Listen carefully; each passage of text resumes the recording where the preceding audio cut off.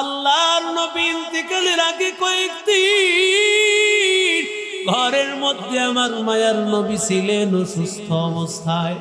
এবার আল্লাহর নবী রহমাতুল লিল আলামিন হঠাৎ করে একদিন মিম্বরে নববীর মধ্যে নবীজি আসিয়া বসলেন। আসার পরে সাহাবায়ে কেরামকে নিয়ে বসলেন। আর নবীজি ডাক দিয়া বলেন, ও সাহাবীদের দল, আমি নবীজি তোমাদের উপর কারো উপর কোনো কথার দ্বারা কষ্ট দিয়েছে নাকি? এমন কেউ আছো নাকি আমার কাছে টাকা পাইবা? এমন কেউ আছো নাকি? দাঁড়ায় যাও, আমি নবী তার কাছ থেকে টাকা নিয়েছি, তাহলে আজকে দাঁড়ায় যাও, আমি টাকাটা পরিশোধ করে দিব। আল্লাহর নবী ডাক দিয়া বলেন, এমন কেউ আছো নাকি আমি নবী জুলুম করেছি? দাঁড়াও, আমি নবী আজকে তোমাকে সুযোগ দিব, আমার কাছ থেকে প্রতিশোধ নিবা। আমার কাছ থেকে টাকা পাইলি বল, আমি টাকা পরিশোধ করিয়া দেব। আমি যদি কারো উপর অন্যায়ভাবে জুলুম করিয়া থাকি বল, তাহলে আমি আজকে সুযোগ দিব, তুমি তোমার প্রতিশোধ নিবা। আসরের ময়দানে যেন আমি রহমাতুল লিল আলামিনকে তুমি আসামির কাঠগড়ায় দাঁড় না করো। এমন সময় একজন সাহাবী পয়গম্বরকে বলে, নবী, একবার আপনি কিছু টাকা আপনার জন্য লাগবে, আমি আপনাকে সেই টাকাটা কর্জ দিয়েছিলাম। আল্লাহর নবীর চাচাতো ভাই ফজল ইবনে আব্বাস রাদিয়াল্লাহু তাআলা আনহু পয়গম্বর বলে, ফজল, সাহাবীকে তার টাকাটা পরিশোধ করিয়া দাও। নবী আবার ডাক দিয়া বলেন, কে আছো? আমি নবী জুলুম করেছি, আজকে আমার কাছ থেকে প্রতিশোধ নাও। আমি নবী আজকে তোমার সুযোগ দিলাম। নবী এই কথা বলার পর সাহাবায়ে কেরামেরা সবাই পেরেশান হয়ে গেল। নবীর কথা শুনিয়া সাহাবীরা মনে মনে ভাবলো, নবী বুঝি আর দুনিয়াতে থাকবে না, নবী এমন কথা কেন বলতেছে? নিস্তব্ধ হয়ে গেছে, সাহাবীরা পেরেশান হয়ে চোখের পানি ফালাইতেছে। এমন সময় এক সাহাবী বলেন, ওগো নবী আমার, যুদ্ধের ময়দানে একদিন আপনি তরবারি ঘুরাইতে ঘুরাইতে তরবারির একটা মাথা আমি সাহাবীর শরীরে লেগে গেছে। আল্লাহর নবী, আপনি যদি বলেন আমি তার প্রতিশোধ নিতে চাই, আজকে তার বদলা নিতে চাই। নবী ডাক দিয়া বলে, ফজল, আমার ঘরের মধ্যে যাও রে ফজল, ঘরের মধ্যে গিয়া তরবারিটা নিয়ে আসো। ফজল ইবনে আব্বাস ঘরের দরজার সামনে চলে গেল। ফাতেমা রাদিয়াল্লাহু তাআলা আনহাকে গিয়া বলে, তরবারিটা দাও। বাবা বলেছে তরবারি দেওয়ার জন্য।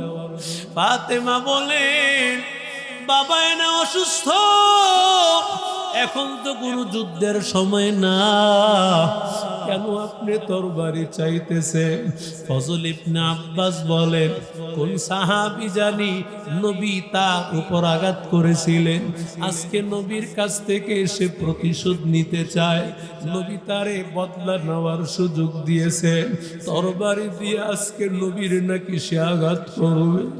এই জন্য আমারে তরবারি নেওয়ার জন্য বলেছেন, তরবারিটি নিয়ে রওনা। এমন সময় কিছুক্ষণের মধ্যে হাসান হুসাইন আসিয়া হাজির। হাসান হুসাইনকে ডাক দিয়া বলে, রে হাসান, ওরে হুসাইন, তাড়াতাড়ি তোর নানা ভাইয়ের কাছে যা, কে জানি তোর নানা ভাইকে আঘাত করবে, তোর নানা ভাই অসুস্থ, তোর নানা ভাইকে তো কষ্ট দিবে, তাড়াতাড়ি দৌড়াইয়া যা। হাসান হুসাইন দৌড়াইয়া যাইতেছে। এমন সময় নবীর দরবারে গিয়া তরবারিটা নবীর হাতে দিল। নবী এবার তরবারি না নেওয়ার পরে আল্লাহর নবী ডাক দিয়া বলে, ও সাহাবী, নাও তরবারিটা হাতে নাও, তুমি তোমার বদলা নাও। আবু বকর ডাক দিয়া বলে, রে ও সাহাবী, তুমি কি পাগল হয়ে গেছো নাকি? তোমার কি মনে নাই রহমাতুল লিল আলামিন তোমারে জান্নাতি ঘোষণা করেছে? তুমি কিভাবে আমার নবীর কাছ থেকে এমন বদলা নিতে পারবা? কিভাবে নবীর উপর এমন আঘাত করবা? এমন সময় ওমরও দাঁড়ায় গিয়েছে। ওমর ডাক দিয়া বলে, রে সাহাবী, কেন এমন ভাবে আচরণ করতেছ? যদি তোমার আঘাত দিতে হয় আমি ওমরের উপর আঘাত দাও, রহমাতুল লিল আলামিনের শরীরে আঘাত দিও না। আল্লাহর নবীর সাহাবী বলেন, তোমরা কথা বলিও না, নবীজি আমারে প্রতিশোধ নেওয়ার জন্য সুযোগ দিয়েছে, তোমরা কেন কথা বলো? আল্লাহর নবীর এবার ডাক দিয়া বলেন, ওগো পয়গম্বর, যুদ্ধের ময়দানে তরবারিটা যখন আমার শরীরে লেগেছে, আমার শরীরে কাপড় ছিল না। আল্লাহর নবী রহমাতুল লিল আলামিন, আল্লাহর নবীর শরীর মুবারকে ছিল চাদর মুবারক। নবী সাথে সাথে চাদর মুবারকটা খুলে দিল। সাহাবী সাথে সাথে তরবারি পালাইয়া মায়ার নবীজির পিঠের পিছে মহরে নবুয়তের একটা গোশতের টুকরা আছে। সাহাবী দৌড়াইয়া গিয়া আমার নবীজির ওই গোশতের টুকরাটা একটা চুমু খেয়ে দিল, আর নবীজির পিঠের সাথে দেহটা লাগায় দিল, আর ডাক দিয়া বলে, গো নবী, কিভাবে আপনি ভাবলেন আপনার শরীরে আমি সাহাবী আঘাত করব? ওগো পয়গম্বর, আপনার এই গোশতের টুকরা মোহরে নবুয়তটা আমি চুমু খেয়েছি, আমার শরীরটা আপনার দেহের সাথে শরীর মুবারকে লেগেছে। আমি আল্লাহর কাছে আশাবাদী, যেই দেহটা আপনার শরীরের সাথে লেগেছে সেই শরীরকে জাহান্নামে আল্লাহ দিবে। ও আল্লাহর বান্দারা, ওরে যুবক, আল্লাহ তাআলা বলেন, ইন্নাল্লাহা ইয়া'মুরু বিল আদল ওয়াল ইহসান ওয়া ইতাই যিল কুরবা। বাকি দুইটা আদেশের কথা বলবো না, 3 নম্বর নিষেধের মধ্যে একটা কথা বলে বিদায় হব। ওয়া ইয়ানহা আনিল ফাহশা, আল্লাহ তাআলা ডাক দিয়ে বলেন, অশ্লীল কাজ তোমরা ছেড়ে দাও, অশ্লীল কাজ তোমরা ছেড়ে দাও। ও যুবক ভাই, আমি তোমাদের হাতে পায়ে ধরে বলি রে বাবা, ওরে আল্লাহর বান্দা যুবক, দুনিয়ার কোন রাস্তায় চলতেছো?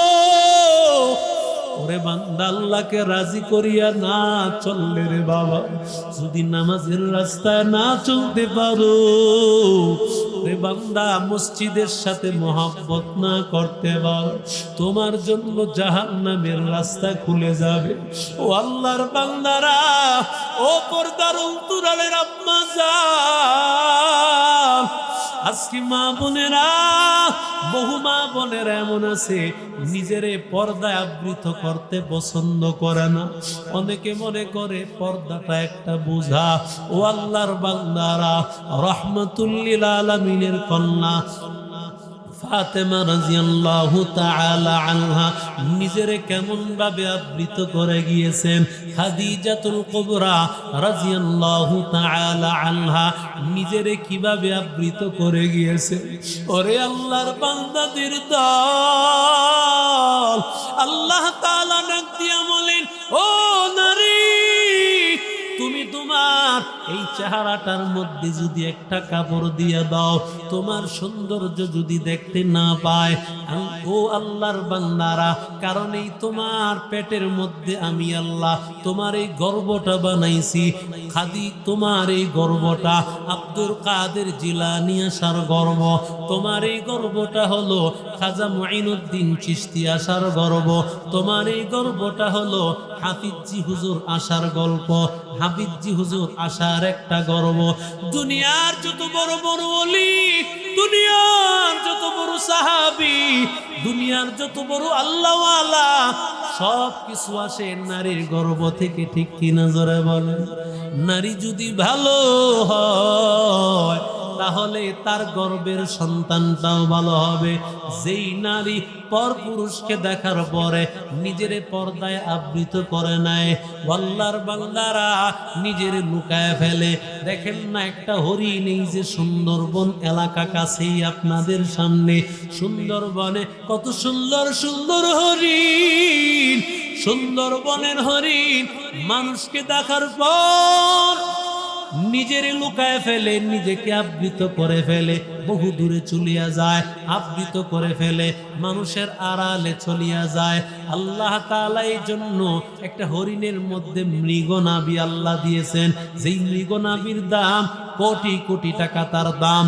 আল্লাহ তাআলা ডাক দিয়া বলেন, ও দুনিয়ার নারীদের দল, যেই নারীরা নিজের আবৃত করে নিবে, নিজের সৌন্দর্যকে পরপুরুষকে দেখাইবে না, আল্লাহ তাআলা তার গর্ভের মধ্যেও এমন যুগ শ্রেষ্ঠ আল্লাহ ওয়ালা তৈরি করে দিবে।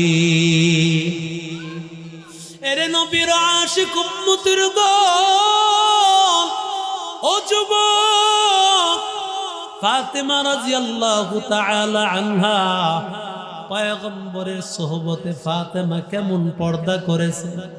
ফাতেমা রাদিয়াল্লাহু তাআলা আনহা ইন্তেকাল হয়ে যাবে যেই দিন রমজানের প্রথম দিন, একসাথে স্বামীর সাথে বসিয়া হযরত আলী রাদিয়াল্লাহু তাআলা আনহুর সাথে বসিয়া সাহরি খাইলেন ফাতেমা। সাহরি খাওয়ার পর এবার হযরত আলী রাদিয়াল্লাহু তাআলা আনহু অপেক্ষা করতেছেন, আজান হয়ে গেলে তিনি মসজিদে চলে যাবেন। আজান হয়ে গেল, আজান হয়ে যাওয়ার পর হযরত আলী রাদিয়াল্লাহু তাআলা আনহু মসজিদে চলে গেলেন। ফাতেমা রাদিয়াল্লাহু তাআলা আনহা তিনিও নামাজে দাঁড়ায় গেলেন। মসজিদ থেকে হযরত আলী আসার পর আসিয়া তালাশ করে তাকায় দেখেন কোথাও হযরত ফাতেমাকে খুঁজে পাওয়া যায় না। অথচ ফাতেমার হালাত, ফাতেমা রাদিয়াল্লাহু তাআলা আনহা সব সময় ফজরের নামাজ পড়িয়া ইশরাক পড়িয়া এরপরে যায় নামাজ থেকে উঠতে। সুবহানাল্লাহ কয় না? আরো আসতে বলেন। অথচ আমার পর্দার অন্তরালের আম্মা জানারা ঘুম থেকে উঠেই সকাল 10টায়, কথা কয় না ঠিক কি না? ফাতেমা রাদিয়াল্লাহু তাআলা আনহা যায় নামাজের মধ্যে নাই, কোথায় গেল? যায় নামাজের মধ্যে তালাশ করে পায় না, কোথায় গেল? অসুস্থ ফাতেমা কোথায় চলে গেল? ঘরের মধ্যে কোনো ঘরে তালাশ করে পায় না। এবার তালাশ করে দেখে পাকের ঘরের মধ্যে বড় একটা ডেকচি বসাইছে, পানি গরম হইতেছে, আটার খামিরা বানাইতেছে ফাতেমা। এত বেশি আটা, যে আটার রুটি তার পরিবার 1 মাস 2 মাস ব্যাপীও তারা খেতে পারবেন। হযরত হাসান হুসাইনের কাপড় একসাথে এতগুলো কাপড় ভিজাইছেন, যেই কাপড়গুলো অনেকগুলো কাপড়, প্রায় 1 মাসের কাপড় হবে। সব কাপড়গুলো ফাতেমা ভিজাইছেন, অসুস্থ শরীর। এবার হযরত আলী আসিয়া বলেন, ও ফাতেমা, তুমি না অসুস্থ কেন? তুমি এতগুলো আটার খামিরা বানাইছো, এতগুলো আটা কয়দিনই আমরা খাবো, কেন তুমি এতগুলো কাপড় ভিজাইলা? এবার হযরত ফাতেমা ডাক দিয়া বলেন, প্রাণের স্বামী, আমি রাতের বেলায় একটা স্বপ্ন দেখেছি। আমি রাতের বেলায় ঘুমায় যাওয়ার পর আমি রাতের বেলায় তাকাইয়া দেখি আমার আব্বা জান আমার ঘরের মধ্যে হাঁটতেছে। আমি পেছনের দিকটা দেখিয়া চিনতে পেরেছি আমার আব্বা জান কি যেন খুঁজতেছেন, কারে যেন তালাশ করতেছে। আমি পিছন দিক থেকে ডাক দিলাম, বাবা জান আপনি কারে তালাশ করতেছেন? আব্বা জান আমারে ডাক দিয়া বলে, নো ফাতেমা, আমি তো তোমারই তালাশ করতেছিলাম। আল্লাহর নবী ডাক দিয়া বলেন, ফাতেমা গো, তুমি তো তোমার স্বামী হযরত আলীর সাথে সারি খেয়েছো, আল্লাহ যদি কবুল করে নেয় তাহলে তুমি ইফতারি করবা তোমার বাবা মুহাম্মাদের সাথে। এই কথা শোনার সাথে সাথে হযরত আলী তো আর বুঝতে বাকি নাই, ফাতেমা আর দুনিয়াতে থাকবে না, ফাতেমার বিদায় হয়ে যাবে রে যুবক। কারণ ফাতেমার কলিজা দিয়া ভালোবাসতো আল্লাহ এবং নবীর পর হযরত আলী ফাতেমার সবচাইতে বেশি ভালোবাসতো। ও আল্লাহর বান্দারা, আজকে তাকায় দেখ, 19 থেকে 20 হইলে স্বামী স্ত্রীর মা বাবার নাম তুলে গালি দেয়, স্ত্রী মা বাবার নাম তুলে গালি দেয়। কিন্তু হযরত আলী এবং ফাতেমার পরিবার কেমন ছিল? ফাতেমাও কাঁদতেছে, হযরত আলীও কাঁদতেছেন। এমন সময় হযরত হাসান হুসাইন বাহিরে খেলাধুলা করতেছিল। হঠাৎ করে ঘরের দরজায় ঢুকিয়া দেখি মায়ও কাঁদে, বাবাও কাঁদে। দৌড়াইয়া মায়ের সামনে হাজির। মা, কেন কান্না করতেছো? মা কিছুই বলে না, বলে তোর বাবার কাছে যা। বাবার কাছে যাওয়ার পর বাবাও কিছু বলে না, বাবা আবার মার কাছে পাঠায় দিয়েছে। মা এবার চিন্তা করলো ওদেরকে এখানে রাখা যাবে না। মাঝে মধ্যেই ফাতেমা হাসান হুসাইন বিরক্ত করলে ওদেরকে পাঠায় দিত নানা জানের রওজা মুবারকের পাশে। রওজা মুবারকের সামনে দাঁড়াইয়া নানা এবং নাতি কথা বলতো। দুনিয়ার কেউ বুঝতো না, দুনিয়ার কেউ দেখতো না, শুনতো না। ও আল্লাহর বান্দারা, ওরে যুবক, হাসান হুসাইন এবার ফাতেমা ডাক দিয়া বলে, যা তোর নানা জানের কাছে তাড়াতাড়ি যা, নানা জানের সাথে গিয়া গল্প কর। হাসান হুসাইন দৌড়াইয়া রওজা মুবারকের সামনে আসছে। এমন সময় নানা জান মুহাম্মাদুর রাসূলুল্লাহ ডাক দিয়া বলে, ও হাসান, এখন তুমি এখানে কেন আসছো? বলে, মা আমারে পাঠাইছে। নবী ডাক দিয়া কয়, রে হাসান, তাড়াতাড়ি দৌড়াইয়া মায়ের কাছে যাও, মায়ের কলিজা ভরে দেখি না। কারণ আর মারে তালাশ করে পাবি না, আর মারে কোনোদিন দেখতে পাবি না। মায়ের প্রাণ ভরে দেখি না। দৌড়াইয়া হাসান হুসাইন এবার মায়ের সামনে চলে আসছে। ফাতেমা ডাক দিয়া বলে, ও হাসান, ও হুসাইন, কেন আসছে? বলে, যদিও তোমরা লুকাইছো, নানা জান বলে দিয়েছে তোমাদেরকে প্রাণ ভরে দেখার জন্য, তুমি নাকি আর বাঁচবালা। ও আল্লাহর বান্দারা, ওরে যুবক, এবার হাসান হুসাইনও কাঁদেন, হযরত আলীও কাঁদেন, ফাতেমাও কাঁদেন। এমন অবস্থায় জোহরের আযান হয়ে গেল। হযরত আলী জোহরের নামাজ আদায় করতে চলে গেলেন। ফাতেমা নামাজে দাঁড়ায় গেল জোহর পড়ার জন্য। দাঁড়ায় নামাজ শুরু করেছে, কিন্তু শেষ করবেন তিনি দাঁড়ায় আর পারলেন না। একটা পর্যায়ে বসে নামাজটা শেষ করলেন। হাসান হুসাইনকে পাঠায় দিল, যা তোর বাবারে তাড়াতাড়ি গিয়া সালাম দে, তাড়াতাড়ি গিয়া আসতে বল। হযরত আলীকে গিয়া সালাম দিল। হযরত আলী আসিয়া হাজির। ফাতেমা, কেন ডেকেছো? এবার ফাতেমা ডাক দিয়া বলে, স্বামী আমার বাবা তোমার হাতে আমারে তুলে দিয়েছে স্ত্রী হিসাবে। আমি নবীজির কন্যা, কিন্তু আমি স্ত্রী হিসাবে তোমার হক আদায় করতে আমি পারি না। যদি অন্যায় করে থাকি, তোমার মনে কষ্ট দিয়ে থাকি, মাফ করে দাও। এবার হযরত আলী ডাক দিয়া বলে, নো স্ত্রী, ও ফাতেমা আমার কলিজা, তুমি আমার ঘরের মধ্যে যখন এসেছো, ও ফাতেমা, আমি তোমার স্বামী হিসাবে কোনোভাবেই যোগ্য ছিলাম না। আমার একটা ঘর ছিল না, আমার টাকা ছিল না। তুমি তোমার শান অনুযায়ী একটা ঘর তোমারে দিতে পারি নাই, একটু টাকা তোমারে দিতে পারি নাই, একবেলা খাবার তোমারে দিতে পারি নাই, তোমারে ভালো একটা পোশাক আমি দিতে পারি নাই। এরপরও আমার ঘরের বিবি ও ফাতেমা, তুমি আমারে ক্ষমা করে দিও, কারণ তোমার শান অনুযায়ী আমার তোমারে কষ্ট দিয়েছি, তোমারে কোনো কিছুই দিতে পারি নাই।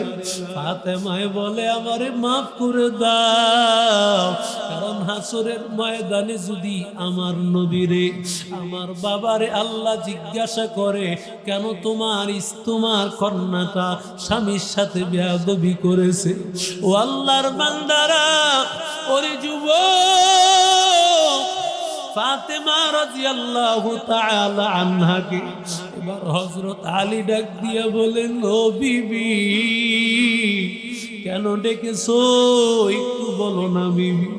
বিবি ডাক দিয়া বলে, ও প্রাণের স্বামী, যেহেতু আমি স্বপ্ন দেখেছি রাতের মধ্যেই তো আমার বিদায় হয়ে যাবে, ও স্বামী আমার একটা আবদার হলো, এক নম্বর আবদার আমার ইন্তেকালের খবর কাউরে জানাইবা না।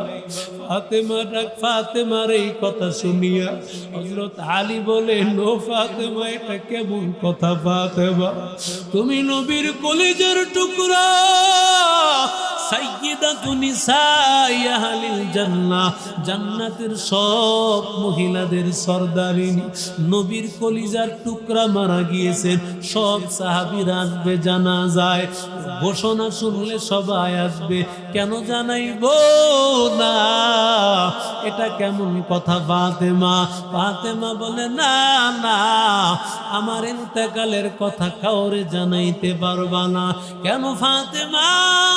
কারণ ফাতেমা ডাক দিয়া বলেন, আমার ইন্তেকালের পর আমার লাশের উপর দিয়া কাফনের কাপড়টা যে পরানো হবে, কাফনের কাপড়ের উপর দিয়া আমার লাশটা যদি মানুষ দেখে ফেলে, তাহলে মানুষ বুঝবে নবীর কন্যা ফাতেমা এতটুকু মোটা ছিল, এতটুকু লম্বা ছিল। হাসরের ময়দানে আমার নবীরে যদি আল্লাহ জিজ্ঞাসা করেন, ইন্তেকালের আগে তোমার কন্যা নিজেরই কেন গোপন করে আসে নাই, নিজের শরীরটা কেন ঢেকে আসে নাই, ও আল্লাহর বান্দারা, ওরে যুবক, কাফনের কাপড়ের উপর দিয়া এটা তো এমনিতেই চোখ পড়িয়া যাবে, ফাতেমার কেমন পর্দা। ও আল্লাহর বান্দারা, জান্নাতের সব মহিলাদের সরদারিনী হবে, ও দুনিয়ার মহিলাদের দল, যেই মহিলা জান্নাতের সরদার হবে, ওই মহিলারা চুরুল কেমন। আল্লাহর নবীর কন্যা ফাতেমার ইন্তেকাল হয়ে গেল। এবার ইন্তেকাল হয়ে যাওয়ার পরে এবার ফাতেমার লাশটা ধরতে তো, লাশের খাটিয়াটা ধরতে তো 4 জন লাগবে, কিন্তু ঘরের মধ্যে তো 3 জন, হযরত হাসান হুসাইন এবং হযরত আলী, আরো তো একজন লোকের দরকার। এমন সময় রাতের বেলায় কে যেন দরজা আওয়াজ করতেছে। হযরত আলী বলে, তুমি কে? বলে, আমি আবু যর। আবু যর, তুমি কেন আসছো? আমার স্ত্রী ফাতেমার ইন্তেকালের খবর তো আমি কাউরে জানাইনি। আবু যর ডাক দিয়া বলে, ও ভাই, আমি এমনিতে আসি নাই, রাহমাতুল লিল আলামিন আমারে দাওয়াত করে পাঠাইছে। আল্লাহর নবী স্বপ্নে ডাক দিয়া বলেন, ও আবু যর, আমার কন্যা ফাতেমা, ফাতেমা আমার কলিজার টুকরার দাফন কাফনে তুমি শরীক থাকবা। ও আল্লাহর বান্দা, ও নবীর আশিক উম্মতের দল, আল্লাহ এই জন্য বলেন, ওয়ানহা আনিল ফাহশা, অশ্লীল কাজ ছাড়িয়া দাও, ওয়ানহা আনিল ফাহশা ওয়াল মুনকারি ওয়াল বাগ, আল্লাহ তাআলার নিষেধ কাজ ছাড়িয়া দাও, আল্লাহ তাআলার জুলুম অন্যায় কাজ ছাড়িয়া দাও। ও আল্লাহর বান্দা যুবক, দুনিয়া কয়দিন, ও আল্লাহর বান্দারা দুনিয়া কয়দিনের জন্য রে বাবা? এই যে হাফেজি কোরআনের দল, হাফেজি কোরআনের এমন, সেই ভোলার জমিনে এক মাহফিলে গিয়েছেন আমাদের বড় একজন আলেম, রাতের বেলায় বয়ান করেছেন। আল্লাহর বান্দা রাতের বেলায় বয়ান করার পর আল্লাহর বান্দা কিছু হাফেজের মাথায় পাগড়ি পরায় দিয়েছে। হুজুর পাগড়ি পরানোর পর রাতের বেলায় হযরত সেখানেই রাত্রি যাপন করেছেন। সকাল বেলায় হযরত তিনি ফজরের নামাজ পড়িয়া সামান্য নাস্তা করে এবার বিদায় হয়ে চলে আসবে। এমন সময় দেখে কে জানি হাউমাউ করে কান্না করতেছে। হুজুর ডাক দিয়া বলে, কে কান্না করে? এমন সময় মাদ্রাসার ওস্তাদেরা বলে, হযরত এটা আমাদের মাদ্রাসার ছাত্র,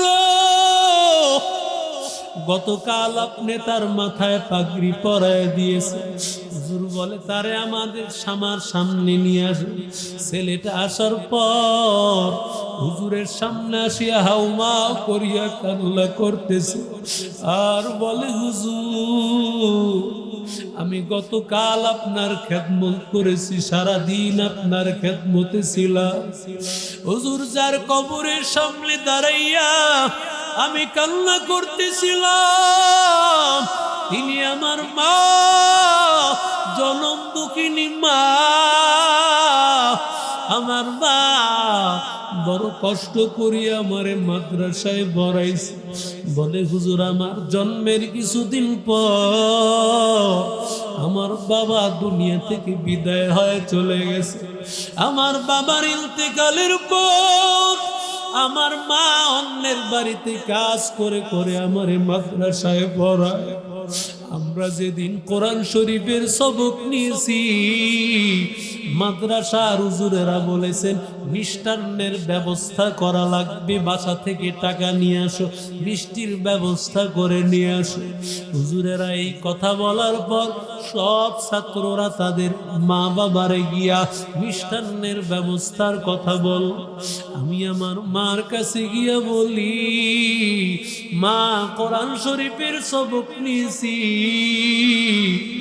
হুজুর বলেছেন মিষ্টির ব্যবস্থা করার জন্য। মায়ের ডাক দিয়া বলে, রে সন্তান, তুমি তো জানো আমি মায় বড় গরিব, আমি মা বড় অসহায়, আমি মা বড় কষ্ট করে করে অন্যের বাড়িতে কাজ করে করে তোমারে পড়াই, আমি মা কত কষ্ট করে সংসার চালাই। এরপর যেহেতু তুমি বলেছো আমার কষ্ট হোক, আমি তোমার জন্য মিষ্টির ব্যবস্থা করব। মা আমার এই কথা শুনিয়া এবার কাজ করতে চলিয়া গেল। কাজ করিয়া আমার মা মিষ্টি নিয়া যখন ফিরতেছিল, রাস্তায় গাড়ির অ্যাক্সিডেন্টে আমার মা দুনিয়া থেকে বিদায় হয়ে গেল। আমি আমার মাকে হারাইছি। আজকে আমি কোরআনের হাফেজ, আজকে আমার মা দেখে যাইতে পারল না তার সন্তান যে কোরআনের হাফেজ হয়ে গেছে। আমার মা দেখে যাইতে পারল না। ও আল্লাহর বান্দাদের দল, কত এতিম, কত অসহায় ছাত্ররা মাদ্রাসায় পড়াশোনা করে। আল্লাহর বান্দারা, কত কোরআনের হাফেজের দল। এদের সাথে যদি মহব্বত করো, আল্লাহ তোমারে এই হাফেজদের সাথে জান্নাতে উঠায় নিবেন রে বাবা।